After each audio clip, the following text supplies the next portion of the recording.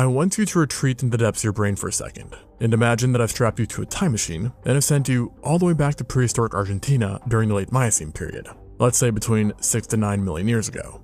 Now, think about those very first few steps out of the time machine, and then being told that a prehistoric creature is now hunting you. Where are you going to look first? Well, probably right around you, peering back and forth, and to the sides, trying to get a lock on some prehistoric nightmare charging straight at you. Or if I was exceptionally cruel and dropped you into a body of water, you'd probably just close your eyes and give up. Or perhaps look down. The point is, in both of these scenarios, I doubt your first reaction will be to look up, seeing that given the predators and animals that live around us now, we generally don't think of dangers coming from above. And yet, here in prehistoric Argentina, all those millions of years ago, that is exactly where you want to have your eyes peeled. For it was in this ancient place that the largest bird to ever fly existed. And it wasn't exactly a friendly kind of big bird either. This was the Argentavis, the pinnacle of avian dinosaurs, and just about the scariest bird to ever fly. The story of its place in our history is relatively recent, despite its ancient age, only being put on our radars in the last few decades, as it was in 1980 that its existence was first made aware of. The holotype for this creature was discovered in a country that's no stranger to terrifying prehistoric animals, which would be, of course, again, Argentina, wherein a group of paleontologists from the Museo de la Plata had stumbled upon the remains of a skull, a quadrate, and various parts of the legs and arms of a bird, which were found in the Huayquarian Epecuén formation of the La Pampa province. The bones themselves had been badly crushed and were quite fragmentary, so not exactly in pristine condition. Yet, the team was able to still clearly tell 3 things. 1, that they had found a bird, 2, that it was a new kind of species, and 3, that it was huge, leading to it being described and named based on the location it was found, giving it the name Argentavis magnificens, meaning the magnificent Argentine bird, or the magnificent silver bird. So a pretty strong start. And things would only get more grand, as within the coming years, more excursions at the site revealed 3 more partially complete skeletons, which confirmed again that this was a new creature and one of record-breaking proportions, and it very quickly gained some hype in the media, as I mean, who doesn't love the thought of giant birds like those straight out of the Lord of the Rings? The only problem is that estimating the true size of the Argentavis has proved a bit tricky due to limited material. In its original description, the founders of the bones gave it a mammoth wingspan of 7.5 meters or 24 feet 7 inches, making it almost laughably larger than any other bird, and on par with the giant pterosaurs of old, even outsizing the likes of Coloborhynchus, a pterosaur that once held the title for the largest toothed pterosaur. And another way to really think about the scale of this size is that this wingspan is about double the length of a fully grown rhino. And afterwards, things somehow got even more crazy, as the estimates were not reduced in the coming years, but instead increased, with a slightly larger size of 8.3 meters or 27 feet being proposed. Meaning you could place 3 of the biggest bald eagles flying around side by side with their wings fully outstretched and still have more room to fill. That's how big this bird supposedly was. But since then, things for the Argentavis have cooled down slightly, as nowadays estimates typically suggest that fully grown individuals had a wingspan of about 6 meters or nearly 20 feet, which is still obviously absolutely giant and is almost double that of the current largest living bird by wingspan, the wandering albatross. And really, there is only one bird known to rival the size of the Argentavis, the fellow extinct Pelagornis sandersi, a type of pseudo-toothed bird that inhabited the coast of South Carolina and possessed a wingspan that was equal to that of the Argentavis' first size estimate, giving it the crown for the widest wingspan. Yet with that said, if you made a Pelagornis and Argentavis fly into each other, let alone fight, I guarantee you that the Pelagornis is going to get absolutely creamed, for the Argentavis had comfortably retained the title as the heaviest bird to ever fly. And by that argument, it's also still the biggest to rule the skies, with the max reasonable estimates of its weight standing around 72 kilos or 159 pounds. So similar to the weight you see in mid-sized jaguars. And for reference, the golden eagle, which is used to hunt wolves in Mongolia, is over 10 times lighter, so just imagine what this beast could do. And it also, by the way, greatly outweighs the Pelagornis, which is only half its weight, despite being longer. So I ask again, who is the real big bird? Not to mention that even when just standing around, it greatly outsized the Pelagornis, as when it was not in flight, but walking on land, its head would have likely peered straight over you, coming in at 6.5 feet or nearly 2 meters. Again, imagine this, a 2-meter tall bird that can fly. Yeah. In addition to its intimidating size, another area where the Argentavis easily beats the Pelagornis is sheer scariness. As Pelagornis was something of a supersized seagull, being a seabird that lived along the coast and fed primarily on fish, using its pseudo-like teeth to nip and grip large slimy sushis, if you will, while on the other hand, Argentavis was something more of a menace. But exactly what kind of menace is a little blurry around the edges. Historically, it has been classified as belonging to the family of prehistoric birds known as the Pterotornithidae, which are birds of prey that lived in North and South America from the end days of the Oligocene all the way up to the late Pleistocene. And as far as we can tell, they are most closely related to the extant New World vultures. And because of this, it's sometimes been thought that they probably looked a lot like them too, and perhaps acted in similar ways, being scavengers that scoured huge swathes of land for opportunity, while then perhaps also being kleptoparasites. In other words, taking hunted prey away from other predators, using their size, giant razor-sharp beaks, and talons as effective debate tools, so you could say.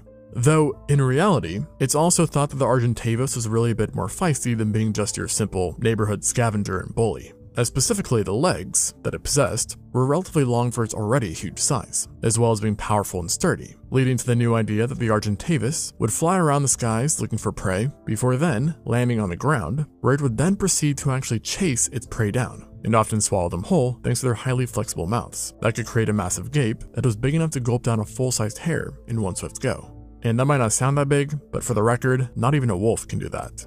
Of course though, in this scenario they likely still would have scavenged whenever given the chance. And then there is also a small subset of people that are still hopeful, so you could say, that Argentavis was basically a big, giant eagle that swooped up anything and everything it saw, utilizing its powerful talons in its beak once more. But I will say, this reasoning seems somewhat unlikely, as unlike an eagle, the Argentavis was a bit of a weak flyer, having a lightly built frame, all things considered, that would have made it rather inefficient at actions such as flapping, and thus a hunting tactic that relied a lot on flying doesn't seem like it would make much sense. And thus, some paleontologists think that flying was more reserved for finding the carrion, spotting targets, or simply traveling, as Argentavis did have an incredibly large range, with paleontologists estimating that the domain of one individual might have been 500 square kilometers, or 190 square miles, which is larger than the size of most cities, including Philadelphia. And so obviously, that's a lot of space, even for the biggest animal to ever fly. And the flying portion also leads to another question which paleontologists have, and this is, how exactly did the Argentavis even manage to fly in the first place, given its massive size? And the answer to that is, it might have needed to rely on a mix of different strategies in the right conditions to get the job done, so to speak. For example, it's believed that to even get off the ground, an individual would have needed to reach 40 kilometers or 25 miles per hour to lift off, so a bit like a living plane. And that's not exactly slow, as it's not even far off of Usain Bolt's fastest speed. So again, we're not talking about a light run here. And despite what you may be thinking right now, its long legs were not sufficient to allow the bird to run at these speeds. In reality, to achieve this, it's thought that the Argentavis would just yeet itself off cliffs and drops, or run into very strong winds whereupon it would lift off. But personally, I like the yeeting idea better. And then once actually in the air, the Argentavis likely needed some additional help to stay afloat, utilizing a tactic known as thermal soaring, wherein it would essentially ride columns of warm air like an elevator, as warm air rises, which would then not only make flying possible, but also help reduce the amount of flapping required. And then when it did flap, it was, of course, helpful that these guys had their giant wings, which when extended, took up an area of about 91 square feet, which is, by the way, larger than some studio apartments you'll find in New York City. However, like I briefly mentioned before, despite being huge, the Argentavis did have more graceful wings, so to speak, in the sense that like most other birds, its wings were highly sensitive parts of their body, and were prone to injury. And thus, despite being giant, they did have to be very careful, especially when engaging with other predators. Though, lucky for this bird, there wasn't a whole lot of equal competition around, and based off the locality in which it was discovered, it suggested that the largest mammalian predators would have been the likes of the saber-toothed Sparassodonts, namely the Thalicosmilus, which in most cases was smaller than the Argentavis. And even at its max weight estimate, it was still vastly beat by the Argentavis in just about every other department, with the bird being wider, longer, and taller. So I don't think any of these guys are trying to take down this giant, or even trying to stop it. And the same goes for pretty much every other mammalian predator in its vicinity, who posed even less of a threat, mainly being made up of smaller Sparassodonts, procyonids that were no bigger than raccoons, and various kinds of smaller rodents. In fact, of all the animals discovered within its locality, only one is known to have been larger, and it was ironically another bird, yet not one capable of flight, as I'm talking about the terror bird. These guys really don't need a whole introduction. But for a quick recap, these were typically giant predatorial birds that ruled South America for millions of years. And here in Argentina at the time, things weren't so different, with 3 different kinds having coexisted with the Argentavis. Yet, just one of them outsized it, and that would be the Devonsensia. This was coincidentally not just a fellow big bird, but literally one of the largest terror birds to have ever evolved in their over 40 million years of existence, with bones suggesting that matured adults would have stood as tall as 2.4 meters, or 7.9 feet, while weighing up to 350 kilograms, or 770 pounds. So, we're essentially talking about a bear-sized bird, and one that was armed with a giant razor-sharp beak and long powerful legs that had some very pointy claws on the end of them, which is all to say that this was one tough predator, and likely the only thing the Argentavis had to be on edge around. Fortunately for our boy though, or girl, the Argentavis had the opportunity to fly and find areas where the terror birds were not. And along with flight, the Argentavis had some pretty nifty other traits that allowed it to be highly successful in Argentina. And this included exceptionally keen eyes, and it's thought that its eyesight would have been similar to that of modern-day eagles and vultures, requiring that same telescopic level of vision in order to spot a variety of prey and carrion from above. And though not to the same degree as its eyes, paleontologists do believe that the Argentavis also had a pretty powerful sense of smell that might have been similar to that of living carrion birds, in the sense that they could explicitly pick up on distinct odors created by deceased animals up to a mile away, even if the body was out of sight or partially covered up. In other words, if there was a dead body around, the Argentavis was among the first to know about it. And based off of the formations in which it lived, this food on any given day might have been made up of procyonids, Polydilopomorphia, didelphomorphs, xenarthins, rodents, various reptiles, Litopterns, and otoungulates. So it definitely had some fair pickings to choose from, which is certainly a bonus for ensuring that any offspring they had were well fed. And this is especially important in their case, as the offspring of the Argentavis were just like their parents, absolute whoppers. The eggs alone on these guys are believed to have weighed almost 1 kilo or 2.2 pounds, so just slightly smaller than that of an ostrich's egg, meaning the chicks came out big and ready to throw down, or chow down. And it seems that baby Argentavises quite enjoy the company of their parents, as it's believed they stayed in their nest for an unusually long time, up to 16 months to be exact, whereas many birds' chicks stay for less than a year in the vicinity. And this could be due to flying being a bit more tricky for them to learn, as well as they might be waiting to reach a size in which predation became less of a reality for them. Whatever the case though, it all seemed to work out nicely for the Argentavis, as it was highly successful within Miocene Argentina. That being said though, the giant bird would relatively quickly experience trouble, as before the Miocene had even ended, about 6.8 million years ago, the Argentavis had all but been erased from the fossil record. No more big bird.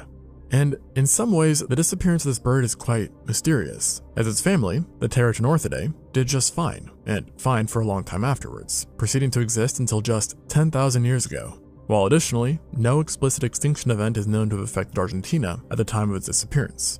However, there is a loose hypothesis which is based off of the global climate of the late Miocene, where at that point the Earth saw global cooling. And this might have caused faunal turnover in the area and changed the environment in a way that harmed the Argentavis, likely making flying harder as the colder temps meant less warm air to surf on. And though it's absolutely more than possible that something else took them out, I would certainly not be surprised if it was Mother Nature that abruptly ended their existence, because as you all know, it has quite the tendency for that, coming in at just perhaps under us. Anyways, thanks for watching, and until next time, on Extinct Zoo.